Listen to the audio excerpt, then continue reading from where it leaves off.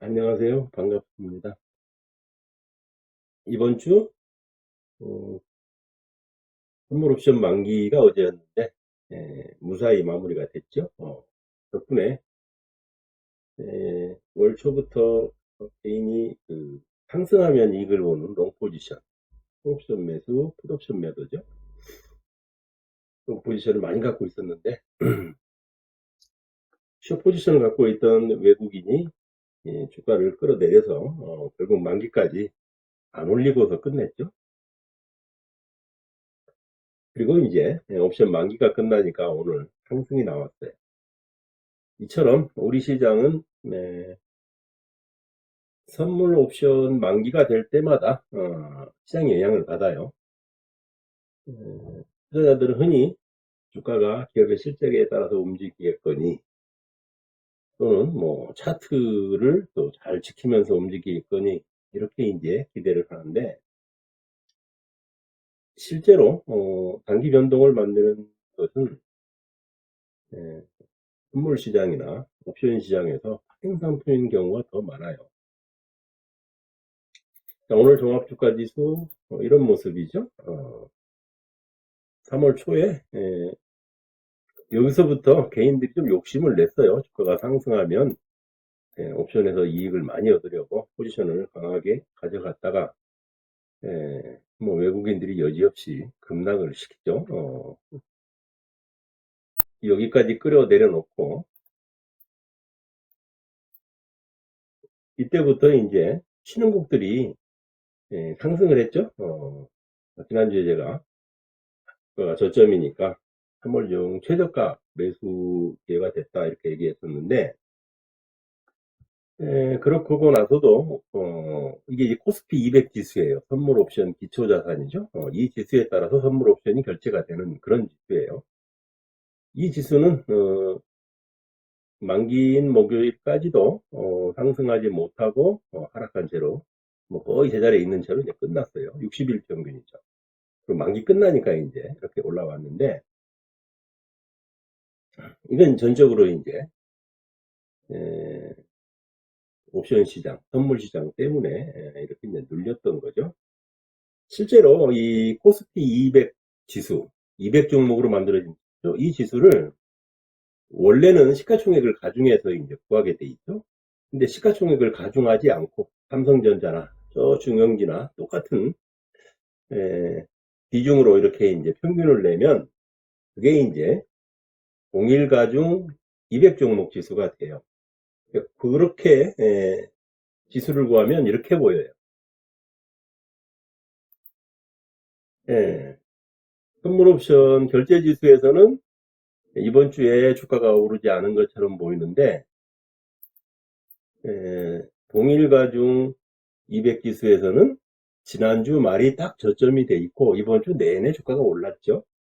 이게 신흥국이 이런 식으로 움직여요. 신흥국이 작년 10월 달에 바닥치고 이게 올랐었고 또 12월 말에 하락했다가 1월부터 쭉 올랐었고 그 다음에 하락했다가 이번 주 상승을 했었거든요. 그래서 선물 옵션하고 관계가 없는 지수는 우리나라 지수도 해외 지수를 따라가고 있어요. 다만 선물 옵션의 영향이 큰 삼성전자, SK 하이닉스, 셀트리온, 뭐 현대차 뭐 이런 대형주들이 옵션 때문에 지수가 이제 제대로 못 가고 우리가 보는 종합지수는 이제 그것을 보기 때문에 지수가 이제 안 가는구나 이렇게 생각을 하는 거예요. 왜 만기 때 그렇게 이제 옵션에 따라 영향을 많이 받느냐? 여러분 이걸 보면 이해가 될 거예요. 만기 날 거래예요. 외국인이 2,800억을 샀죠? 기관이 4,300억을 팔았어요. 상당히 많은 물량을 거래를 했죠. 외국인은 전기전자하고 바이오 빼놓고 나머지 다 샀죠. 기관들은 뭐 업종 안 가리고 아주 물량을 옹창 갖다 대다 팔아서 주가가 못 올라게 이렇게 했죠. 하루가 지나고 난 뒤에 만기가 끝나고 이제 선물 옵션이 크게 영향이 없는 오늘 같은 경우는 어떻게 거래됐냐면 그렇게 거래됐어요. 외국인은 1144억을 팔았는데 전기전자 업종하고 바이오만 팔았죠, 그죠? 나머지 업종은 뭐 대부분 다 샀어요. 근데 기관은 오늘 6천억을 샀어요.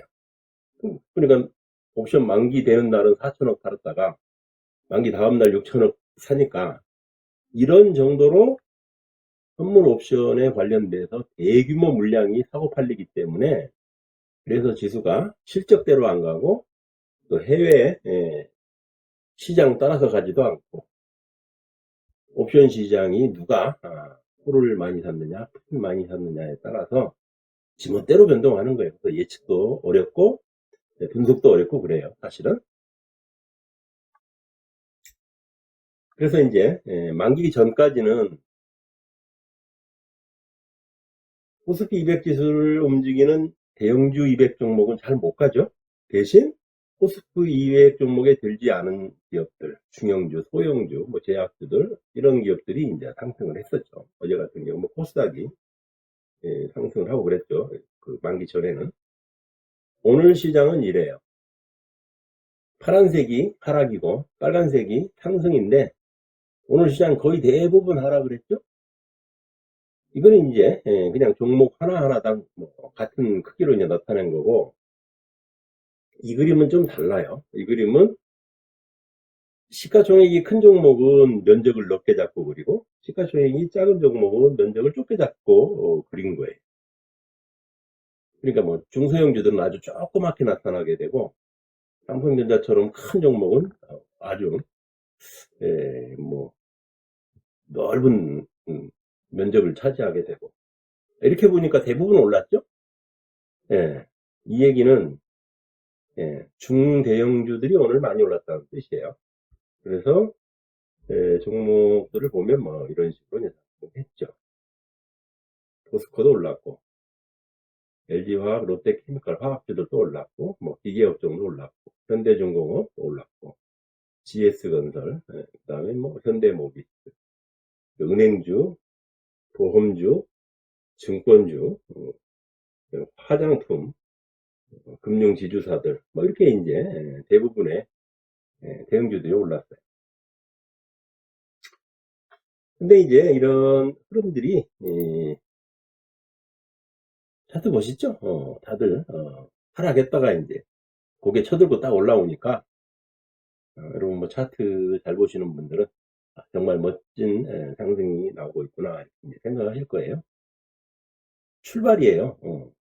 3월 초부터 쭉 조정했었기 때문에 이제 바닥권에서 출발을 하는 기업도 있고 그동안 쭉 정체 조정을 했다가 이제 올라오는 기업도 있고 그래요. 근데 한편으로 보면 우리나라 시장이 3월 달에 다른 나라 시장보다 많이 빠졌어요. 미국에 비해서, 유럽에 비해서, 신흥국에 비해서, 중국에 비해서, 일본에 비해서 어느 증시에 비해서도 3월 달 하락폭이 커요. 그 이유는 바로 이제 우리나라의 선물 옵션 만기 때문에 이제 그랬다고 이제 생각할 수 없고 그렇다면 만기가 끝나면 우리 시장이 좀 빨리 가야 되겠죠. 그래서 만기 끝나고 난 이후에는 상승 국면이 좀 더 전개될 것 같아요. 주의할 일은 아까 보셨죠? 시가총액이 큰 전기전자와 바이오를 외국인이 팔고 있다. 지금도 개인들이 콜옵션을 잔뜩 사면 다른 종목 다 올려도 그 전기전자하고 바이오만 빼면 지수를 못 올라가게 할 수가 있어요. 그래서 시장이 아주 활발한 상승이 되더라도 파생 상품에서는 이익을 못 내게 하면서 상승을 만들 수가 있어요. 그건 좀 주의하셔야 돼요. 요 지수가 이제 신흥국 펀드입니다.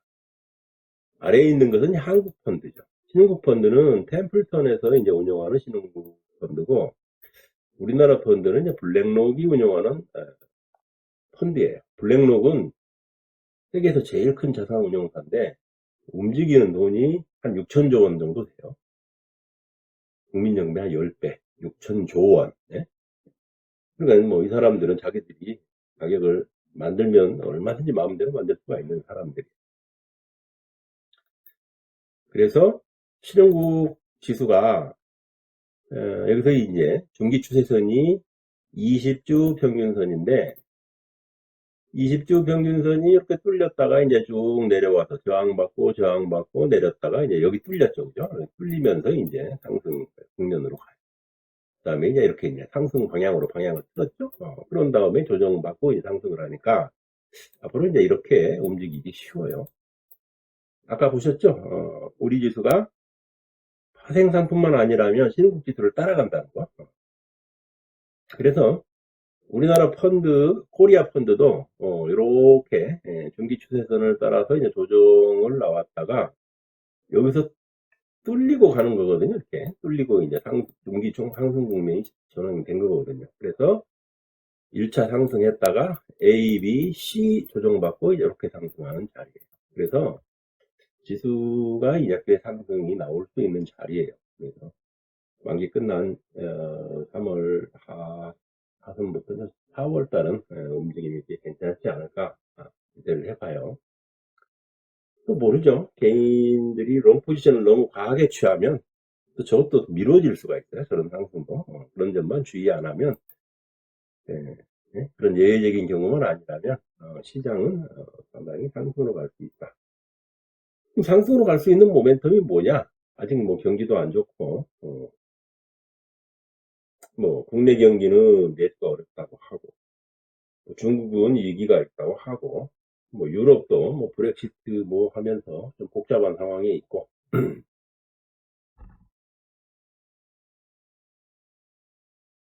중국의 경기를 주목해야 돼요. 이번 주에 중국이 1월, 2월 합쳐서 이제 고정자산 투자에 대한 경제 지표를 발표를 했는데 좋아졌죠? 작년에 주가가 급하게 하락했던 이유 중에 하나가 중국의 고정자산 투자가 급격하게 위축이 된 거예요. 이따가 왜 그런지는 이제 아마 설명이 될 건데 그랬다가 작년 하반기 이후에 이게 이제 상승으로 반전이 돼 있죠. 그렇죠? 11월 달에 5.9, 12월 달에 5.9 있다가 이제 1, 2월 달은 따로따로 통계를 발표하는 게 아니고 한꺼번에 발표해요. 그래서 이제 여기서 이렇게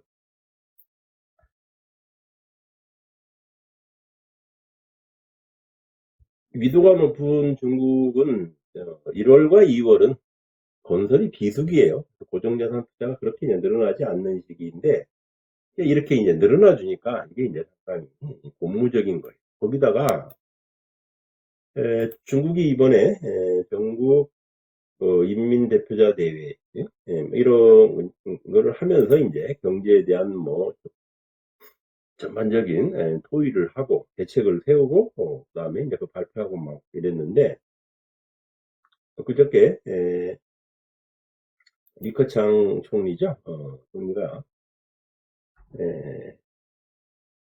미국 중국 무역 전쟁으로 인한 충격파를 고려해서 중국 정부는 올해 4조 1,500억 위안 규모의 공격적인 경기부양 패키지를 하겠다 이렇게 했거든요. 그 중에 2조 1,500억 위안이 이제 철도, 도로, 인프라 건설에 쓰이는 지방채 발행이에요.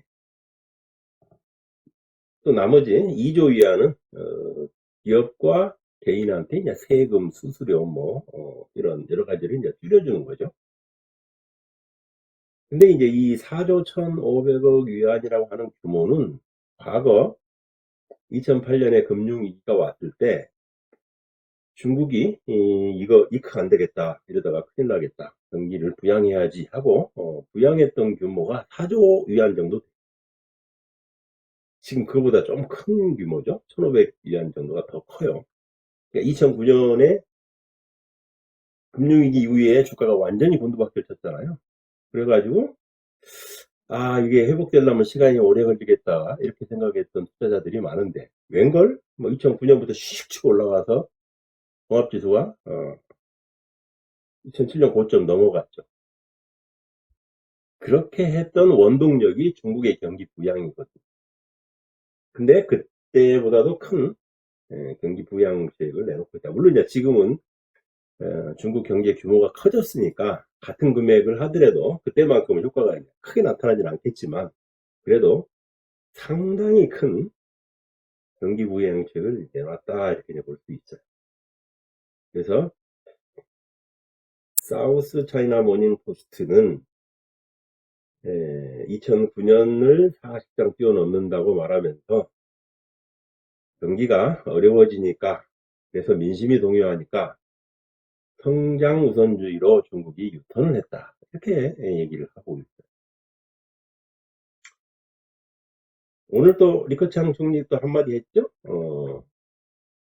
중국 경제가 새로운 경제 하방 압력을 받고 있다. 경제의 효과적인 부양을 위해 지준율 및 금리를 인하할 수도 있다. 이게 뭔 말이냐? 경기가 회복 안 되면 금리도 내리고 지준율도 내리겠다. 이런 얘기예요. 어떤 수를 써서라도 경기를 회복시키겠다. 이렇게 해줘야 국민들이 믿고 경제 활동을 할 수가 있죠. 그래서 중국 경기가 이제 상당히 좋은 쪽으로 가는데 아직 이 고정자산 투자 이 지표에는 이런 경기 부양 패키지가 반영이 안 돼 있는 거랍니다. 이게 이제 반영이 되면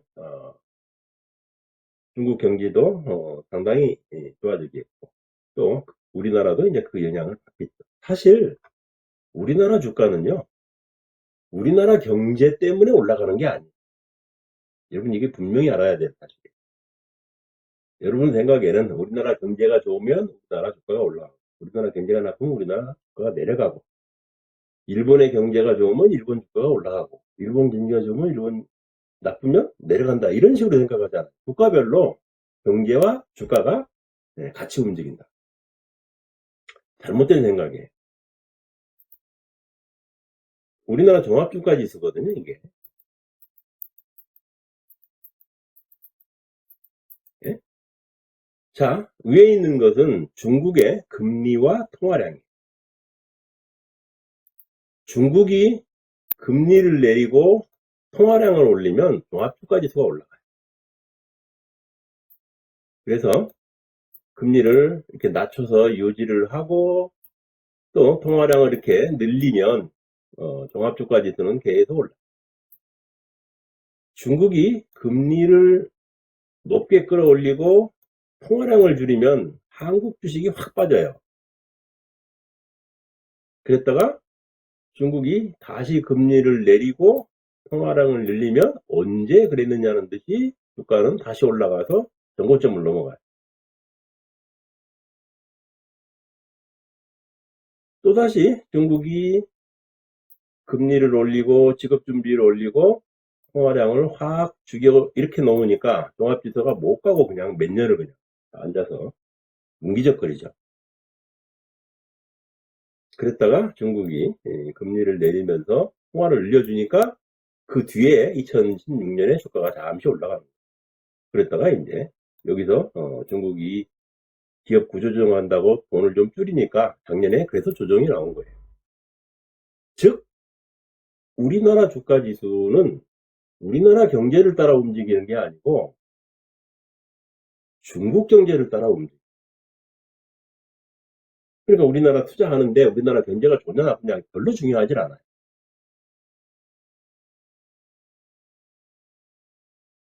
미처 이런 생각 안 해봤죠? 예, 실제로 그래요. 예. 이게 잘하면 여러분 연구해 보세요. 그러면 이거는 이제 종합주가지수가 이렇게 이제 수평으로 갔고 만약에 이제 중국 영향을 많이 받는 업종이 있죠. 건설하고 영향이 큰 업종, 소위 경기 민감주라고 하는 업종. 대표적으로 포스코 같은 기업, 철강을 만드는 그런 경우 어떻게 움직이느냐 이렇게 돼요.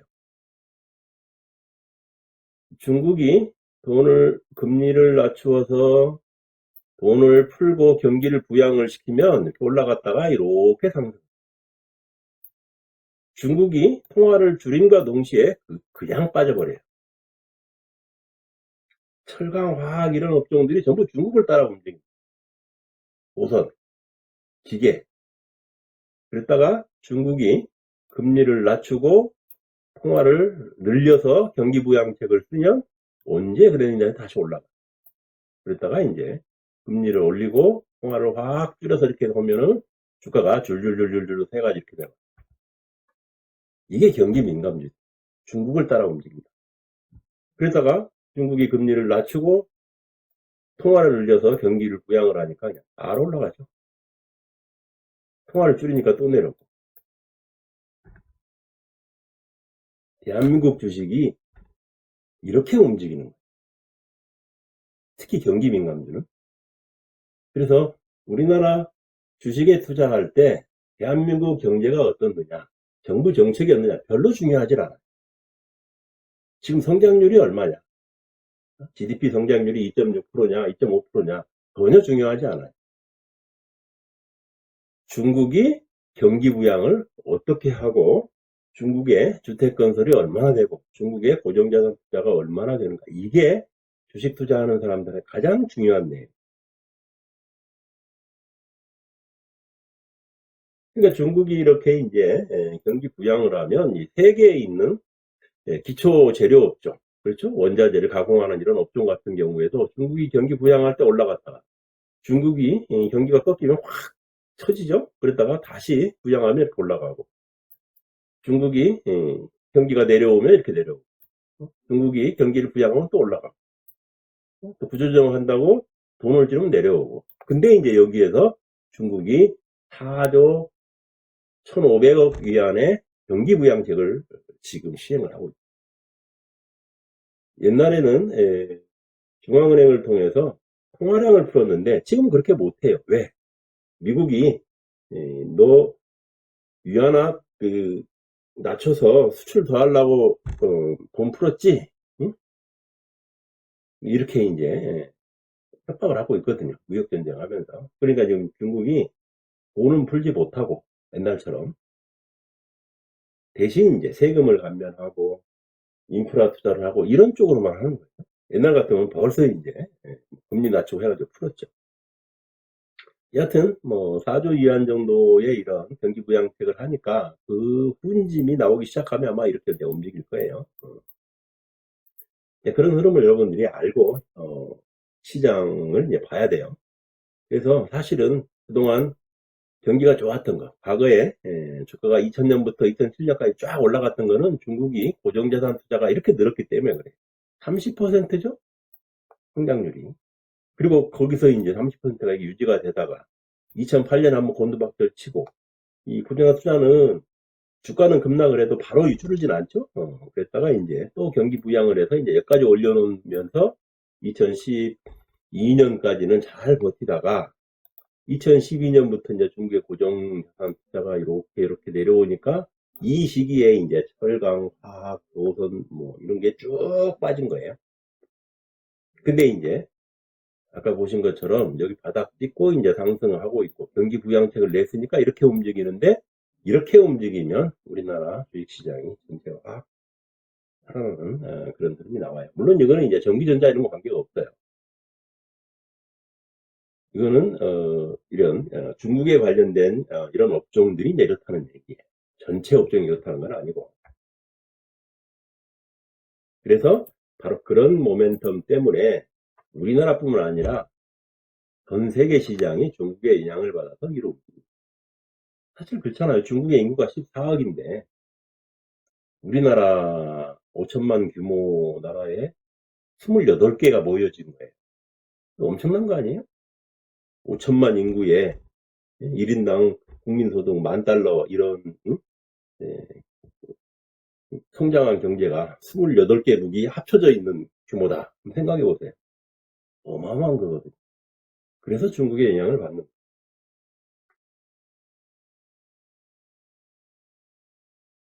그래서 아마 이런 관점에서 보면 앞으로 시장은 그 중국의 이제 경기 부양이 진짜로 이제 실물 경제에 파급이 되면서부터 아마 시장은 계속 좋은 쪽으로 작용할 가능성이 높다.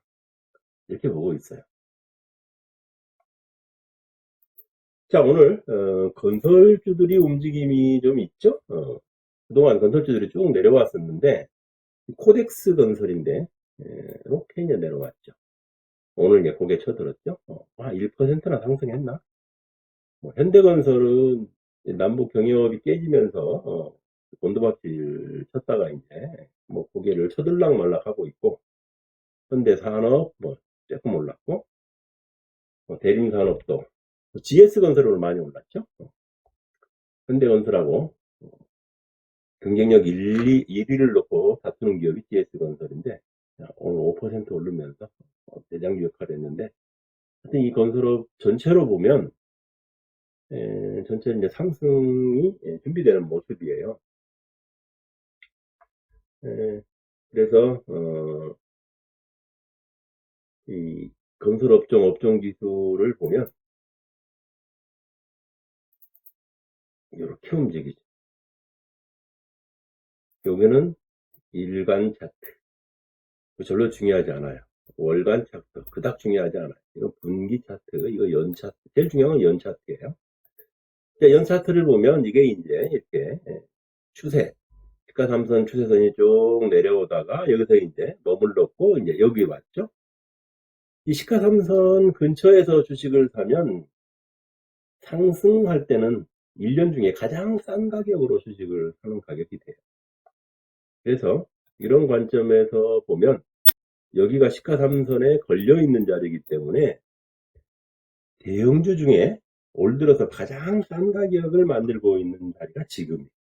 거기서 오늘 이제 상승이 나왔으니까 바닥을 연중 최저 바닥을 탈출하는 시도다, 이런 이제 의미가 있기 때문에 그래서 제가 오늘 건설업종을 이제 블로그에 올려드린 거예요. 근데 건설업종 뭐 매년 갖고 있어도 오르지도 않고 정부에서 자꾸 저렇게 부동산 규제를 해서 부동산이 나빠지는데 건설이 어떻게 올라, 이런 생각을 우리가 하기 쉽죠. 그죠? 여태까지도 안 올랐고 부동산을 규제하니까 점점 나빠질 텐데 부동산이 과연 오를 수 있을까? 아마 여러분들 대부분 그렇게 생각하실 거예요. 근데 우리나라 주택 건설하는 물량을 한번 볼 필요가 있어요. 네? 그래서 제가 보여드릴게요. 네, 건설 준공이 아니고 건설을 하기 위한 허가, 허가량이에요. 1990년부터 데이터가 나와 있는데 이게 한 몇 대 하나가 1년입니다. 1990년에 1년에 75만 호를 건축 허가가 났어요. 제일 많죠. 그랬다가 이제 이게 쭉 해서 그보다는 적게 움직였고, 이 기간 동안에는 뭐 저기 한 50만 호보다 적게 지어졌죠. 우리나라가 이제 50만 호보다 많이 지으면 집값이 오르질 않아요. 근데 50만 호보다 적게 지어질 때 이제 집값이 급등을 하죠, 이렇게. 그래서 이제 집값이 급등하니까 지난 정부에서 부동산 규제를 확 풀어가지고 부동산을 살렸죠. 그래서 2015년에 76만 5천 호가 이제 허가가 났고, 그 다음 해에 72만 6천 호가 허가가 났어요. 어마어마한 물량이요. 그 다음에 이제 2017년에도 65만 3천 호, 그 다음에 작년에 부동산 규제가 많이 있을 때도 55만 호가 허가가 된 거예요. 그러니까 이 과거 2014년부터 2004년 이 기간에 보면은 뭐 작년에 허가난 것까지 해서 굉장히 많은 물량. 근데 이거는 이제 건축 허가죠. 이게 이제 건축을 시작해서 준공이 되려면 3, 4년 걸리거든요. 그러니까 이때 지금 건축 지어졌던 게 지금 입주라고. 요때 지어졌던 건 조금 더 미뤄지고, 요 두 해에 지어졌던 게 지금 입주하고 있고, 그 뒤에 짓는 건 이렇게 이제 미뤄지고 있는 거죠. 이렇게 보면, 이 건축 허가 면적을 4년 평균치로 보면 이런 모습이 나와요. 그러니까 이게 1990년부터 2019년까지 30년 동안 지금이 주택 건설이 제일 많을 때예요. 그럼 건설업이 제일 화랑일 때라고. 실제가 이렇게 진행이 되고 있는데 주택 그 건설업체 주가는 이게 정 반대로 가고 있거든요. 30년 내 지금 주택을 제일 많이 짓고 있는데 주가는 10년 내 최저치란 말이에요. 이게 잘못된 거죠. 괴리가 발생해 있는 거예요. 그렇잖아요. 이 괴리가 메꿔져야 되는 거죠. 그래서 지금 외국인 같은 경우에는 건설업 마구 사고 있죠. 2015년부터 이게 주택 그 인허가 물량이 확 늘어나니까 외국인들이 주식을 몽창 샀어요. 뭐 우리나라 사람들은 연기금 빼고는 다 팔았죠. 그러다가 이제 조금 있으니까 2018년에 남북 경제 협력 해가지고 또 테마를 만들어 가지고 이때 이제 투신도 사고 보험도 사고 증권도 사고 개인도 사고 해가지고 우리나라 사람 테마 좋아해서 실적 안 보고 그냥 테마로 앞뒤 안 가리고 주식을 사가지고 가격을 높게 끌어올리니까 외국인들이 이때 사놨던 걸 다 털어버리죠. 그냥 쫙 팔아버리죠.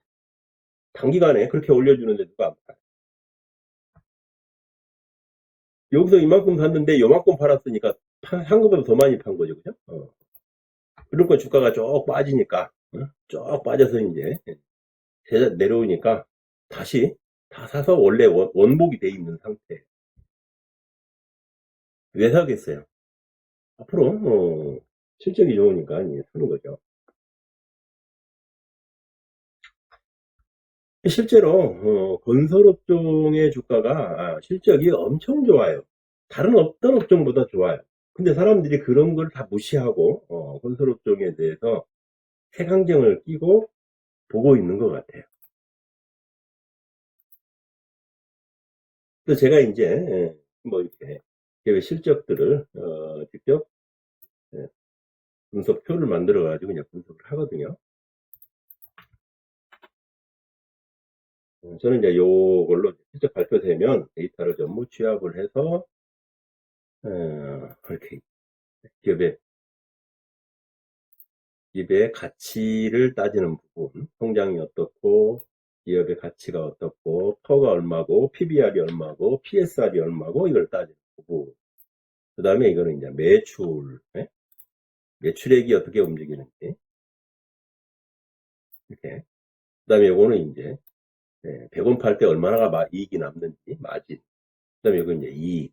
그 다음에 요거는 이제, 분기별로 변동하니까, 평균을 해가지고, 스무스하게 그냥 보려고 하는 거예요. 매출액이에요. 어때요? 신세계 건설인데 매출이 빠른 속도로 증가를 하면서 이익이 증가하고 있는데 주가 수익 비율을 봤더니 2.8배예요. 여러분 PER 2.8배 봤어요? 나는 봤어요. 언제? 2004년에. 그러고 놓고 나서 건설주들이 20배, 30배씩 올랐잖아. 2004년에 그랬거든요.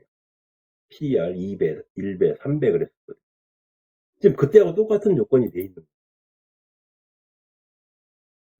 2.8배. 이 분기, 이번 분기 실적만 포함하면 뭐 1.0배. 신세계 건설.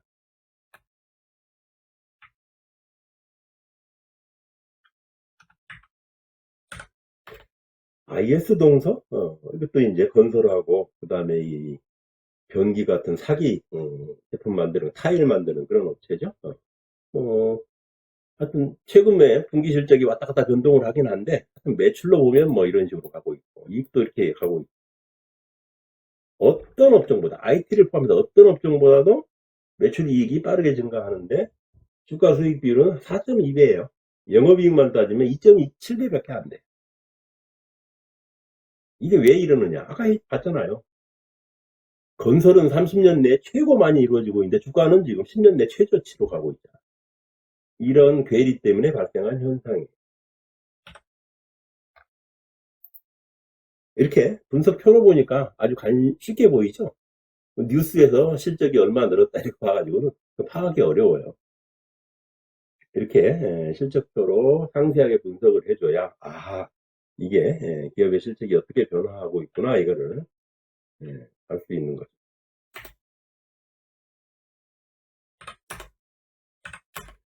코론 글로벌 아까 이제 이틀 연속 급등 나왔죠? 코론 글로벌. 예. 이번 분기 매출 이익이 증가하면서 분기이익은 뭐, 퍼 한 3.7배, 영업이익 따져서 퍼 한 3.0배, 이 정도 나오고 있어요. 이테크건설, 호스닥건설 업체죠. 매출 이익이 아주 굉장하죠. 아마 전기전자 업종에서 이런 모습이었다면 주가가 아마 퍼가 20배, 30배 정도 올랐을 거예요. 건설업종이라서 안 오르고 있는 거예요. 이제 퍼가 6.5배 이렇게 돼 있어요. 화성산업, 백화점하고 건설을 같이 하는 대구업체죠. 배당이 6%예요. 1년에 배당이 6%에 갖고 있어요. 그러니까 뭐 은행에 예금할 필요 없이 갖고 있으면 돼요. 퍼가 3.6배입니다.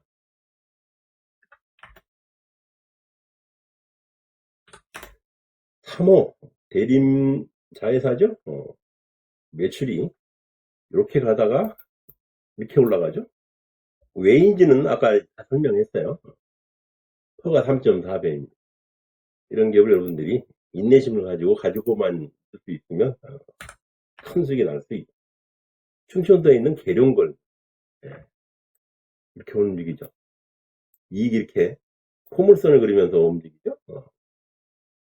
퍼가 2.3배짜리예요.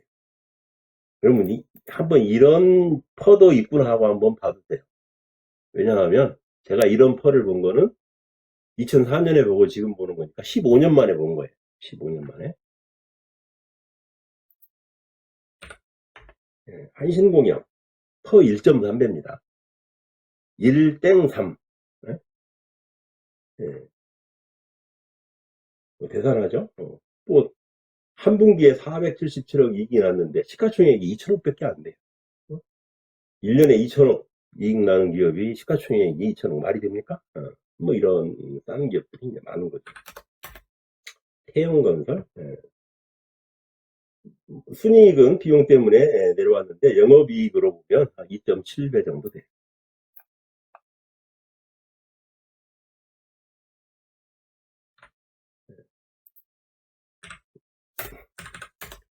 금호산업 이게 이제 아시아나항공이 이제 이익을 많이 결정하는데 표가 7.3배, 최근 분기는 3.3배. 삼성 엔지니어링은 국내 주택건설 안 하죠? 해외 건설만 하는데 과거에 해외 경기 좋아질 때 매출 증가율이 아주 대단하죠. 이제 이런 국면이 또 이제 시작이 되고 있죠. 세계 경기가. 그래서 이제 지금 실적은 안 좋아도 나중에 퍼는 상당히 좋을 거예요. 대우건설 퍼가 한 7점, 영업이익으로 한 3.3배.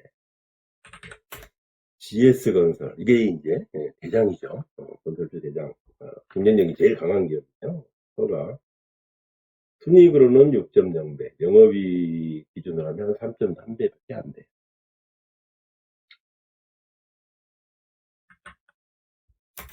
대림산업 이 기업도 이제 퍼가 한 5.0배. 현대산업 그리고 뭐 백년 이게 기업이 분할을 해가지고 아직은 뭐 실적이 정확하진 않은데 뭐 이렇게 이제 일시적인 이익 뭐 이런 게 들어있어서 이쪽 퍼는 좀 문제가 있고 한 11점 최근 분기로 해서 11점 몇 배 이렇게 돼 있는데 실제로는 이거보다 이제 낮게 이제 평가가 될 거예요. 현대건설 뭐 제일 큰데 실적 흐름은 뭐 좀 그래요. 그래서 이제 14.8배 정도 이렇게 나오고 있고 영업이익까지만 10배. 어차피 싼 건 싼 거예요. 나중에 이제 매출이 또 이렇게 올라갈 거니까 이렇게. 그래서 건설업종들이 이렇게 이제 실적으로 보면 굉장히 싼 거죠. 그러니까 이렇게 주택을 지금 짓고 있는 물량으로 보면 그죠? 물량은 지금 30년 내 최대란 말이에요. 그래서 기업들의 실적으로 보거나 그죠? 퍼가 뭐 1배, 2배, 3배, 4배, 5배 이러고 있으니까 그리고 뭐 셀트리온처럼 뭐 퍼 100배, 퍼 60배 뭐 이거 아니잖아요. 이거 완전 극과 극이잖아. 이렇게 이제 괴리가 발생돼 있는 것은 이렇게 주택건설이 30년 내 최고치를 치고 있는데도 불구하고 주가가 10년 내 최저치를 갖고 있기 때문에 그래요. 그래서 이제 이런 업종들이 오르게 되면 굉장히 탄력적으로 오를 수가 있어요. 어차피 그동안에 이제 건설업들이 굉장히 어렵다가 다 이제 빚 갚고 지금은 뭐 부채도 거의 없거든요. 그래서 2차에 이제 이런 건설업체의 실적들을 한번 여러분들이 점검을 해서 투자 계획을 세워보시기 바래요. 이렇게 이제 그냥 건설업 투자를 한다 막 이런 거보다 또 뉴스 듣고 지금 주택 경기가 좋으니까 나쁘다 이렇게 지레 짐작을 하고 이렇게 하는 것보다 실제 건설의 규모라든지 기업의 매출과 이익의 변화라든지 또 기업 이익에 대한 주가의 밸류에이션 이런 것을 따져가면서 보면 투자가 훨씬 더 알기 쉽죠. 그래서 여러분도 이렇게 그냥 남북 경협을 한다더라. 또 이번에 부양책을 얼마 넣는다더라. 이런 뉴스만 듣고 투자하기보다는 이렇게 기업의 매출 이익을 꼼꼼히 따져서 투자하는 계기가 됐으면 좋겠어요. 자, 오늘 설명 내용은 여기까지 마치고요. 저는 이제 이렇게 주라기 투자 클럽에서 뭐 교육을 하고 있어요.